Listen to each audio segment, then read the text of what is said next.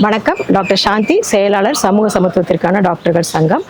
தமிழ்நாடு அரசு மருத்துவமனைகளில் பணிபுரிந்து வருகின்ற மருத்துவர்கள் அன்ஆத்தரைஸ்ட் ஆப்சென்ட், அவங்க வந்து பணியிலிருந்து பல நாட்கள் பல வருடங்கள் வரல, ஸோ அவங்க மேல் நடவடிக்கை எடுக்கணும் அப்படின்னு பலர் பேசுகிறார்கள்.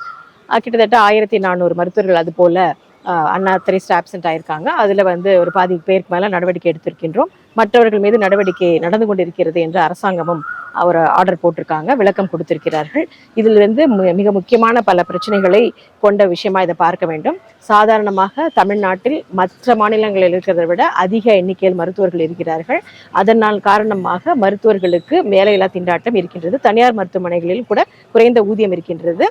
பல்வேறு சட்ட காரணங்கள், கிளினிக்கல் எஸ்டாப்ளிஷ்மெண்ட் ஆக்ட், அப்புறம் வந்து MTB act, birth and registration act, environment போலி, இது மாதிரி பல கண்டிஷன்ஸ் இருக்குது. இதெல்லாம் வச்சுட்டு தனியாரில் ஒரு சின்ன கிளினிக் நடத்துறது கூட கஷ்டமாக இருக்குது. பெரிய கார்பரேட் நிறுவனங்கள் தான் இன்னைக்கு சம்பாதிக்க முடியும். அதன் காரணமாக தனியார் வேலை செய்கிறது, தனியாக வச்சுக்கிறதும் தொழில் பண்ணுறது கஷ்டமாக இருக்குது. தனியாரில் இருக்கிற பெரிய மருத்துவமனையில் வேலை பார்த்தாலும் நிறைய டாக்டர்ஸ் இருக்கிறதுனால கொஞ்சம் சம்பளம் கொடுக்குறாங்க. இந்த நேரத்தில் அரசு மருத்துவமனைகளில் பணிபுரியணும் நிறைய டாக்டர்ஸ் ஆசைப்படுறாங்க. ஒரு 1000 போஸ்ட்டுக்கு 25,000 டாக்டர்ஸ் வந்து அப்ளை பண்ணி எக்ஸாம் எழுதி ஜாபுக்கு வராங்க. அந்த அளவுக்கு அரசு மருத்துவமனைகளை வேலை செய்யணுன்ற ஆர்வம் இருக்கிறது. ஸோ அது போன்ற சூழ்நிலையில் சில அரசு மருத்துவர்கள் ஏன் வந்து பணியை விட்டு போறாங்க அப்படின்னு பார்க்கணும். ஸோ இந்த பிரச்சனை எல்லாமே ஒரு 20 வருஷத்துக்கு முன்னாடி இருந்தது, அதிக எண்ணிக்கையில் இருந்தது. 15 வருஷத்துக்கு முன்னாடி வந்து அதிக எண்ணிக்கையில் அரசு மருத்துவர்கள் வந்து பணியை விட்டு போனாங்க. இப்பொழுது வேற வழி இல்லை, குறைந்த ஊதியம், அதிக சம்பளம், ஒரு டாக்ஸிக் ஒர்க் என்விரான்மெண்ட் இருந்தாலும் வெளியில தனியாக ப்ராக்டிஸ் பண்ண முடியல, வெளியில தனியார் மருத்துவமனைகள் மிக குறைந்த ஊதியம் செய்கிறார்கள் என்று வேறு வழியின்றி பொறுத்து கொண்டு 20,000க்கும் மேற்பட்ட அரசு மருத்துவர்கள் அரசு மருத்துவமனையில் பணியாற்றி வருகிறார்கள். அப்போ வந்து அதையும் தாண்டி இவ்வளவு இருக்கும்போது, வெளியிலையும் பிரச்சனை இருக்கு, அப்படியே உள்ளேயும் நிறைய வேலை இருக்கு, பிரச்சனை இருக்கும்போது ஏன் வந்து அரசு மருத்துவமனைகளை விட்டு வெளியில போறாங்க அப்படின்னு பார்க்கணும். அங்கே ரொம்ப பெரிய டாக்ஸிக் என்விரான்மெண்ட் இருக்குது. 40 பேஷண்ட் பார்க்க வேண்டிய நேரத்தில் 400 பேஷண்ட் பார்க்க வேண்டியதாக இருக்குது. 24 மணி நேரம் தொடர்ந்து டியூட்டி பார்க்க வேண்டிய ஒரு சூழல் இருக்கின்றது. அந்த மாதிரி ஒரு டியூட்டியை வந்து வாரத்துக்கு 2 நாள் 3 நாள்லாம் பார்க்கணும். அதுவும் மகப்பேறு மருத்துவர்கள்லாம் இந்த மாதிரி டியூட்டி பார்க்கறது வந்து மிகப்பெரிய கொடுமையாக இருக்கிறது.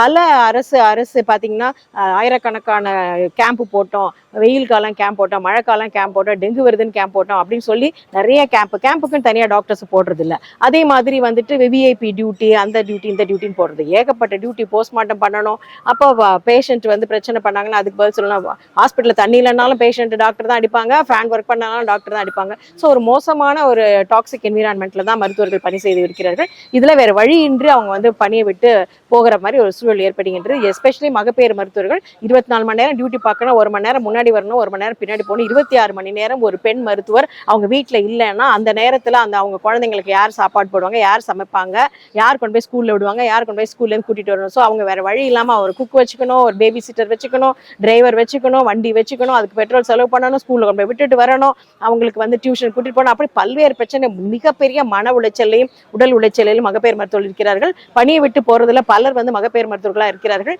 இவர்களுடைய ஏன் போகிறாங்க அப்படிங்கிறத பற்றின ஒரு குறைந்தபட்ச புரிதல் கூட இல்லாமல், குறைந்தபட்ச இது கூட பார்க்காம அவங்களெல்லாம் வந்து மிகப்பெரிய சமூக விரோதிகளை மாதிரி இது பண்ணி அவங்கள வந்து அவங்க பாஸ்போர்ட்டை முடக்கணும், அவங்க எங்கேயும் வெளில போகாமல் செய்யணும், அவங்க ஃபோட்டோவை போட்டு அவங்களை அவமானப்படுத்தணும் என்று பலர் கூறிக்கொண்டு இருக்கிறார்கள். அதையும் பொதுமக்கள் ஆதரிக்கிறார்கள். இது வன்மையாக கண்டிக்கத்தக்கது.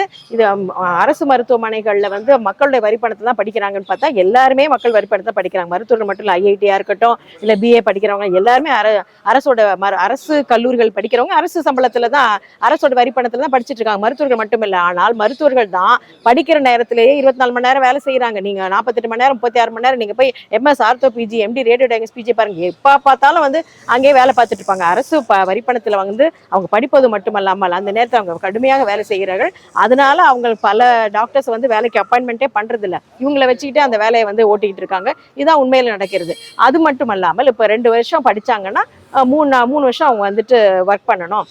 சென்ட்ரல் கவர்மெண்ட்டில் இந்த மாதிரி ரூல்ஸ்லாம் இருக்கிறது. ஸோ இப்போ இதையெல்லாம் இல்லாமல் மிக மோசமான ஒரு அந்த மாதிரி தமிழ்நாட்டில் வந்து இல்லை, வாலண்டரி ரிட்டையர்மெண்ட் அப்படிங்கிறதே இல்லை. கேன்சரில் பேஷண்ட், டாக்டரே கேன்சர் பேஷண்டாக இருந்தாலும் அவங்களுக்கு வாலண்டரி ரிட்டையர்மெண்ட் இல்லை. ஸோ இது போன்ற பல்வேறு காரணங்களால் அரசு மருத்துவமனைகள் விட்டு அவங்க வெளியில் செல்லக்கூடிய ஒரு சூழ்நிலை வரும்போது அவங்களுக்கான பாண்டுக்கு என்ன அமௌண்ட் இருக்கோ அதை வாங்கி கொண்டு அவர்களை விடுவதுதான் சரியாது. அவர்களை சமூக விரோதிகளாக சித்தரிக்கக்கூடாது. உண்மையிலே அவர்களுக்கான பிரச்சனையை ஆராய்ந்து மிக சரியான ஒரு அரசு மருத்துவர்களுக்கான ஒரு பாலிசியை வைக்கணும் என்று கேட்டுக்கொள்கிறோம்.